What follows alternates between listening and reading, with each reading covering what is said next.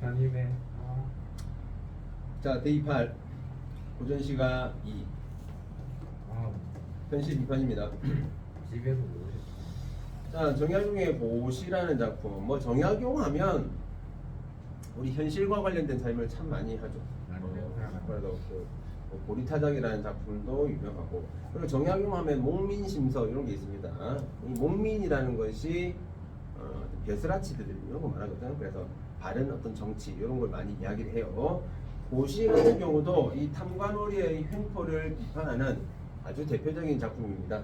그래서 아마 여러분들이 내년에 그 탐관오리와 관련되는 그런 어떤 여러 작품들을 만나게 될 거고, 이 작품도 연관시켜서 기억을 좀 해놓으시고, 나 작품은 제목에서도 나오죠. 모의고사에서 여러 번 봤습니다. 시집살이 노래라고 되어 있습니다.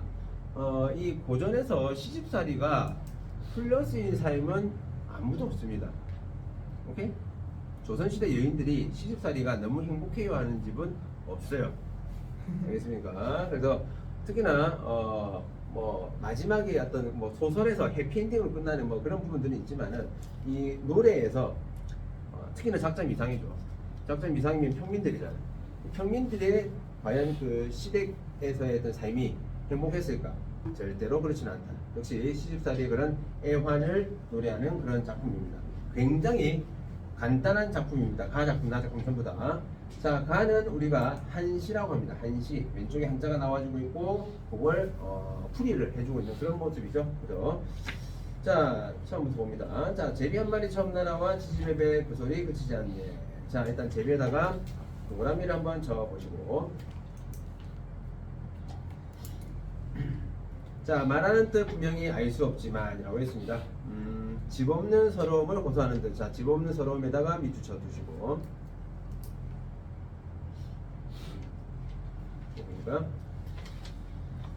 자, 그 밑에 느릅나무. 자, 느릅나무, 회나무, 묵어 구멍 많은데 어찌하여 그곳에 깃들지 않니? 자, 그 두 줄 묶어볼게요. 그러니까 제비가 살만한 집이 있어. 느릅나무나 회나무가 오래돼서 구멍이 많이 뽕뽕 뚫렸나봐. 그래서 거기에 들어가서 살면 되지 않니라고, 이거는 누가 한 말인가? 화자가 이야기를 했습니다. 화자가 그렇게 말했어. 그러니까 제비는 다시 지적이며 사람에게 말하는 듯. 자, 마지막 두 구절. 느릅나무 구멍은 황새가 쪼고 회나무 구멍은 뱀이 와서 뒤진다고. 자, 마지막 두 구절은 그렇다면 누구의 말인가? 제비의 말입니다. 자, 그런데 제비가 거기 들어가서 좀 살라고 하니까 황새하고 뱀이 내리 괴롭히네. 황새 세모, 뱀 세모. 그죠? 얘네들은 뭐가 되죠? 탐관오리가 된다는 거. 그럼 제비에다 뭐 적으면 되지? 백성이라고 하면 되겠지. 제비는 백성, 그리고 황새와 뱀은 탐관오리. 그죠? 결국 이제 대화체의 가상의 어떤 대화체의 모습을 통해서 결국 이 작품에서 말해주고 있는 것은 뭡니까? 우리가 말할 때는 요걸 이야기할 수 있겠죠? 가렴주구. 지난번에 춘향전 하면서도 이야기했습니다. 가렴주구하고 하나 더 있죠? 뭐 가정, 맹, 호. 가렴주구와 가정, 맹, 호를 알아두시면 되겠다. 자, 두 개 다 전부 다 탐관오리의 행포, 탐관오리의 가혹한 수탈, 행포를 나타내주고 있는 작품이다. 알겠죠? 기억해 놓을 수 있도록 하시고, 자, 그 다음에 나 작품 들어가 볼게요. 자, 시집살이 노래입니다. 자, 형님 온다, 형님 온다, 분고개로 형님 온다. 자, 뭐가 보입니까? 자, 형님 온다 A, 형님 온다 A, 분고개로 B, 형님 온다 A. 자, A, B에 결국 얘도 뭐야? 반복이란 말이죠. 아까 내가 얘기했지. 반복의 기능은 뭐다? 기본적으로 운율 형성과 그리고 주제나 정서, 강조 이런 것들 이야기를 했죠. A, B의 구조도 역시 이런 효과를 가진다더라. 자, 여기서 말하는 형님은 헤이 브라더 할 때 그 브라더가 아닙니다. 그러니까 우리가 여인들끼리, 여자들끼리도 형님 이렇게 한단 말이죠. 자, 형님 동생, 형님 마중 누가 갈까? 형님 동생 내가 가지. 형님, 사촌 형님 시집살이 어땠을까? 자, 그렇다면 처음에 그 두 번째 줄에 나와 있는 내는 누구야? 사촌 동생이란 말이에요. 사촌 동생. 그지? 이 사촌 동생이 아직 시집을 안 갔나 봐. 그래서 시집살이가 되게 궁금해. 그래서 형님 사촌 형님 시집살이 어때요? 라고 사촌 형님한테 질문을 하니까 그 밑에부터 누가 하는 말이야? 형님. 사촌 형님이 하는 말이죠. 그럼 딱 느낌이 오지? 뭔데? 얘도 대화체, 그리고 얘도 대화체. 둘 다 공통적으로 대화체를 쓰고 있다는 거죠. 2번. 이해 됩니까? 다 둘 다 대화체잖아. 근데. 자, 이에 그말 말한 시집살이, 계집살이. 자, 이것도 볼게요. 자, 시집살이는 뭐다? 계집살이다. 자, 이런 걸 우리가 뭐라고 하느냐? 이런 걸 우리가 언어유희라고 하죠. 언어유희. 자, 이 언어유희의 종류가 여러 가지니까 발음의 유사성, 발음의 유사성을 활용한 언어유희라고 이야기를 합니다. 시집살이는 계집살이다. 그만큼 개 같단 말이죠. 개 같다. 싫다. 이거지. 네, 힘들다 이겁니다. 이런 언어유희의 효과는 뭐죠? 효과 재밌다. 대학성이죠. 대학성. 자, 앞밭에는 당주 심고 뒷밭에는 고추 심어. 당주가 고추의 다른 말입니다. 그러니까 앞밭에 고추 심고 뒷밭에 고추 심고 하면 고추 이렇게 똑같은 말이 반복되니까 그거 피하려고 그냥 적어놓은 거예요. 뭐 중요하진 않고. 자, 고추 당주 맵다 하도 시집살이 더 맵더라. 아주 시집살이가 힘들다. 힘들다는 뭐 그런 말이 되겠죠. 둥글둥글 수박 씹기, 밥 담기도 어렵고 도리도리 수박 수저 놓기 어렵다. 뭐 식사 준비하는 거 그런 게 어렵다 이거야. 오리 무르기르다가 심리 방아치르다가 9솥에 불을 떼고 12방에 자리 걷고. 자, 아마 대식군가 봅니다. 그래서 이 뭐 시집 식구도 많고 일할 것도 많고. 자, 외나무 다리 어렵대야. 시아버지 같이 어려우랴. 나뭇잎 푸르대야 시어머니보다 더 푸르랴. 자, 일단은 시아버지가 어렵다. 요거는 이해를 하겠는데 시어머니보다 더 푸르랴. 이건 무슨 말일까? 우리 여러분 그 서슬이 버릇하 이런 말 들어봤습니까? 서슬이 버릇하. 는 도대체 뭘 들고 다니는 거지? 서슬이 버릇하. 이 보면 본인들이 성적표 들고 가면 엄마 눈에서 파란색 레이저가 나옵니다. 파란색. 응? 레이저 빵 나온다는 거지. 그 레이저가 뭔가 그냥 확 그냥 이것들이 그냥 이런 어떤 느낌. 시험에 써가지고. 그걸 보고 서슬이 버릇하는 거예요. 지금 서슬이 눈이 어떤 날카로운 날 같은 거 나요. 날 같은 거. 이제 상황 말인데. 어. 내가 살렸다. 여기서 놀지 말고 빨리 가. 내가 살렸다. 시가 정말 자. 고마워. 안 본다. 그다음 보세요. 어? 안 본다. 고마운데? 그래.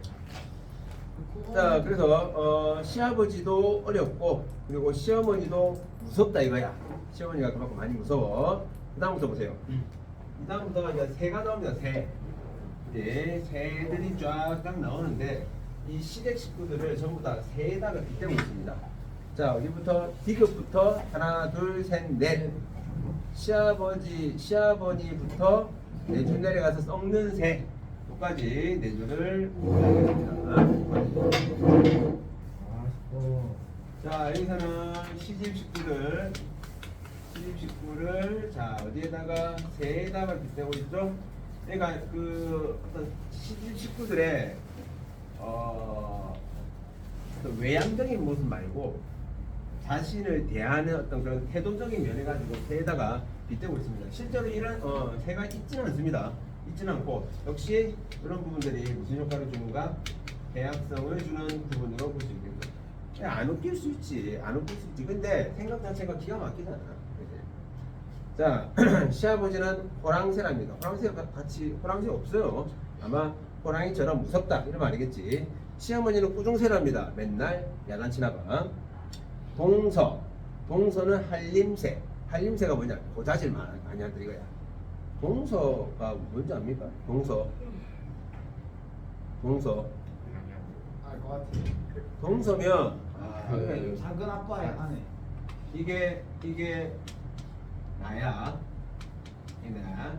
그리고 나한테 아내가 있겠죠. 아내가 있어. 근데 나한테 위로 형이 한 명 있고 형. 그리고 여동생이 하나 있다. 여동생. 근데 뭐 남동생도 있을 수도 있고 형한테 또 부인이 있겠죠. 부인. 그죠? 그러면 이 아내지간이 서로 이제 동서지간이 돼요. 동서지간. 오케이? 그러니까 아마 이 동서가 얘 막 고자질을 많이 하나 봐. 고자질.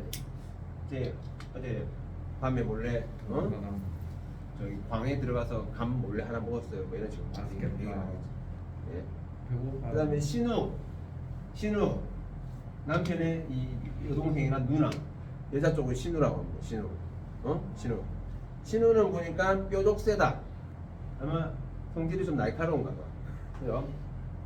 근데 언니 빨래가 왜 이 모양이에요? 다리미 주름이 왜 이거 3개밖에 없어요? 뭐 이렇게 약간 좀 뾰족하게 하나 봐.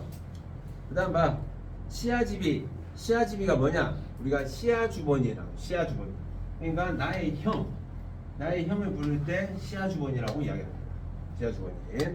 시아주번이는 뾰중새, 우리가 뾰루퉁하다, 아주 충명스럽다. 이런 의미로 보면 돼요.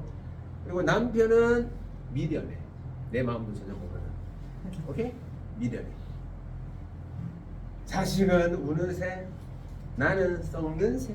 예, 그래서 시집 식구 때문에 아주 뭐 힘들다 이겁니다. 자, 귀 먹어서 3년, 눈 어두워 3년, 말 못해서 3년, 석 3년, 총 몇 년? 12년. 야, 이 미친. 야, 석 3년이다. 되게 12년이 되는데 이게. 석삼년이 몇 년인데? 9년이지. 아니 3년. 3년 곱하기 3년이면 9년 아니야. 아니 그니까. 아, 정말. 서프라이즈 있어, 서프라이즈. 3년이 나오겠네.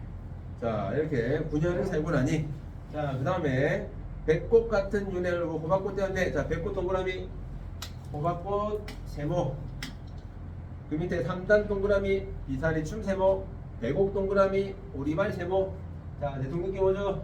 자, 동그라미는 결혼 전, 세모는 결혼 후. 역시나 무슨 관계? 대조. 대조는 강조한다. 뭘 강조할까? 당연히 시집살이의 고충. 시집살이의 그런 고충을 강조해주고 있습니다. 됐죠? 자, 예. 아, 잘했습니까? 예. 다음 열쇠 무명 반물치마 눈물 씻기 다 젖었네. 두폭붙이 행두치마 콧물 받기 다 젖었네. 그러니까 울고 콧물 눈물 콧물 다 흘렸다. 그것도 결국 힘들다는 말이죠. 너무 많이 울어가지고 베갯머리에 소가 이루어졌다. 소. 여기서 말하는 소는 뭘까? 연못을 말합니다. 음메 그 소가 아니야. 호수가 이루어졌다고. 과장법이겠죠. 얼마나 많이 울었으면. 그런데 그것도 소라고 거위 한상 오리 한상 기준. 자, 거위 한상 오리 한상에다가 자식들이라고 적어놓겠습니다. 자, 이 자식들이 아장 쌍쌍이 때로 들어오더래. 자, 그래서 마지막 요 두 구절 미음 부분 있죠? 자, 미음 부분에다가 이렇게 적어볼게요. 자, 해학적이면서도 체념적인 거죠. 자, 이 체념적인 태도에서 막 비극적이고 그렇진 않아. 해학적으로 이걸 마무리한다는 것은 그냥 자신의 삶에 대해서 그냥 순응하는 모습이죠. 이것을 막 극복하고 이 조선의 시집 문화를 바꾸겠다. 내가 앞장서서 뭐 이런 건 아니라는 거죠. 네? 그런 내용들로 봐주시면 되겠습니다. 1번 같은 경우는 뭐 답은 쉽게 찾아낼 수 있는 부분이었겠죠? 그죠? 뭐 쉽게 찾아낼 수 있습니다. 그죠? 나머지 문제도 우리가 쉽게 볼 수 있겠고. 자. 안돼.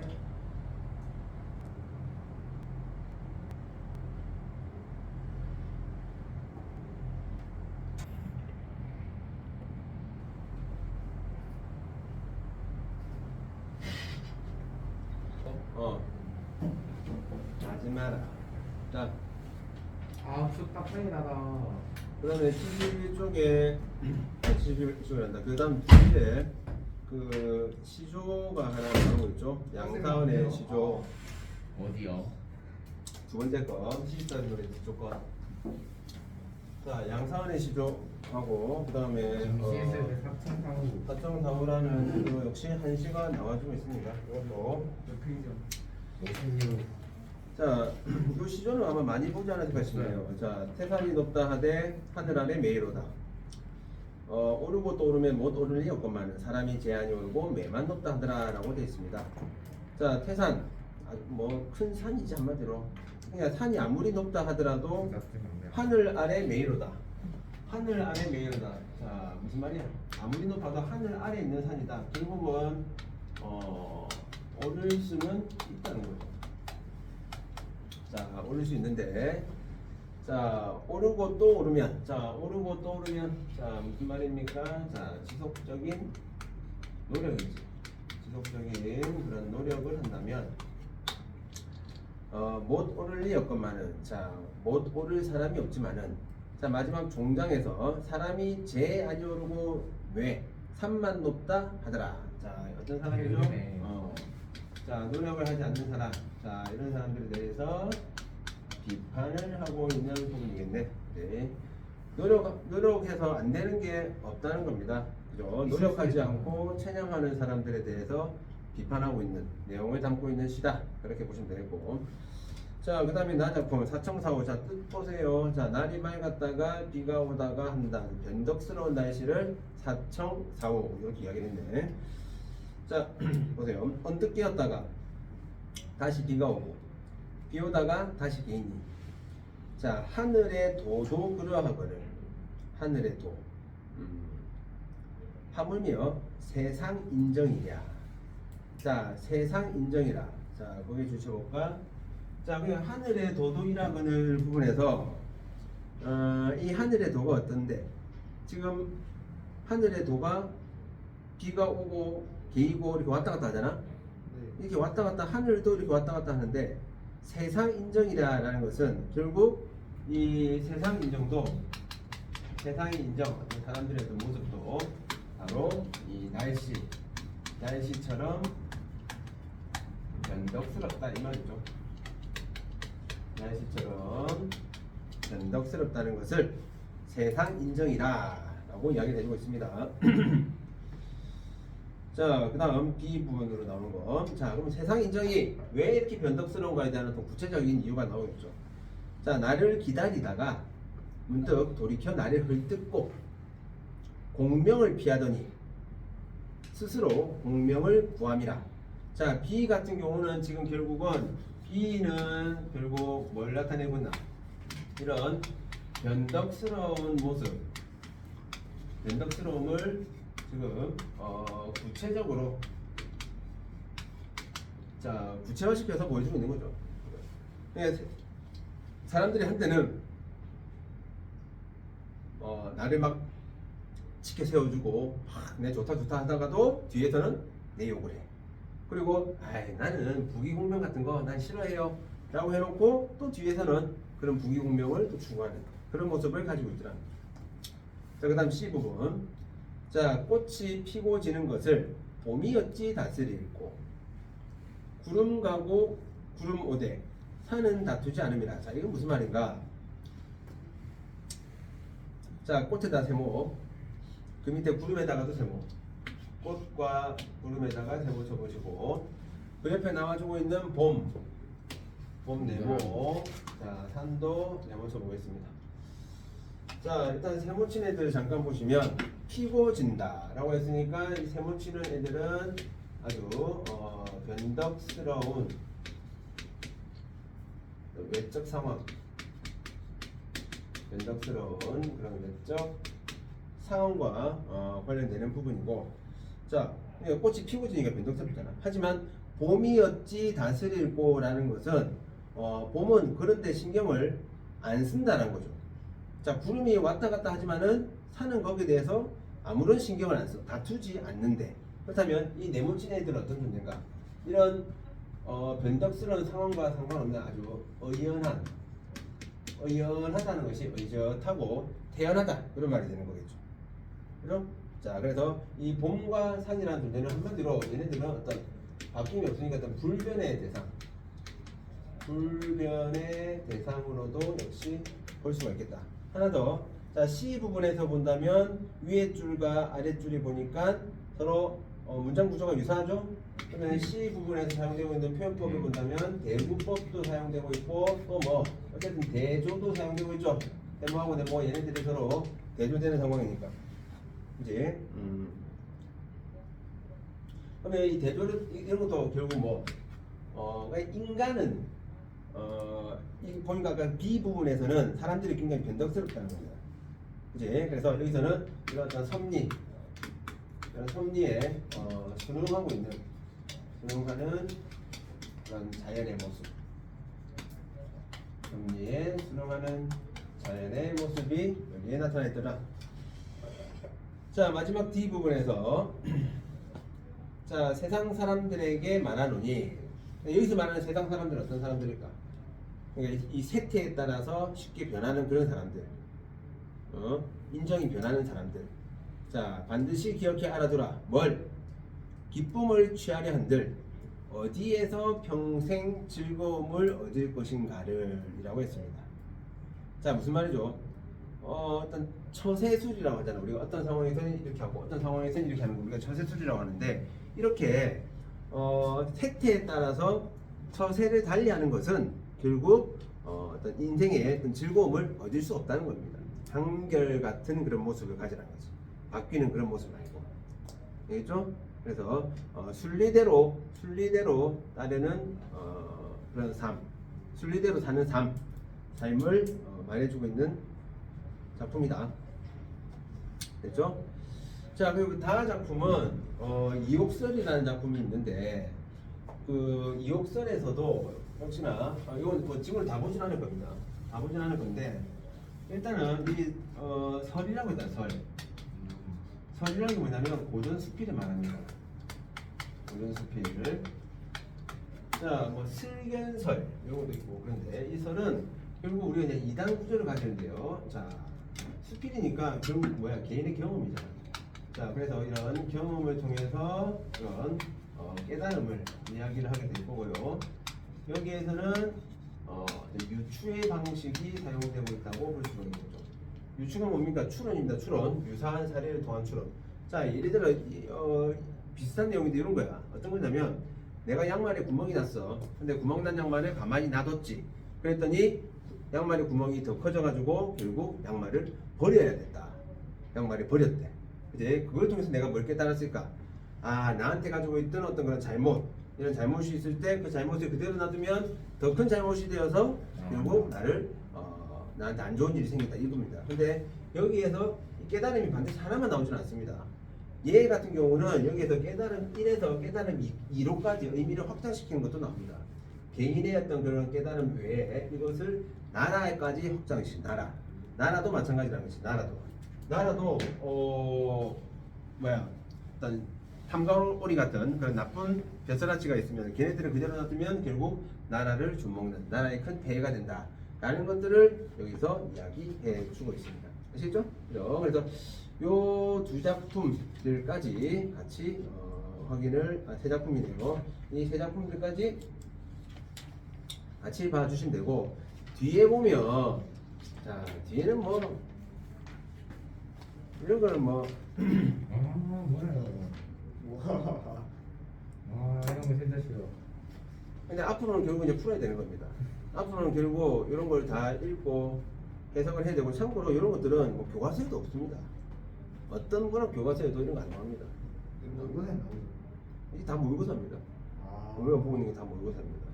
참고로 이거는 고2 겁니다. 고2 모의고사긴 한데 예전보다 확실히 난도 자체는 많이 올라가는 건 사실입니다. 모의고사가 생각했는데. 네, 그래서 자꾸 어려운 지문이 나올 건데 이것도 마찬가지죠. 그러니까 고2 학생들 중에서 과연 그 용사음이라는 이 작품을 공부하고 알고 이 시험을 치는 친구들이 과연 몇이나 될까 이거지.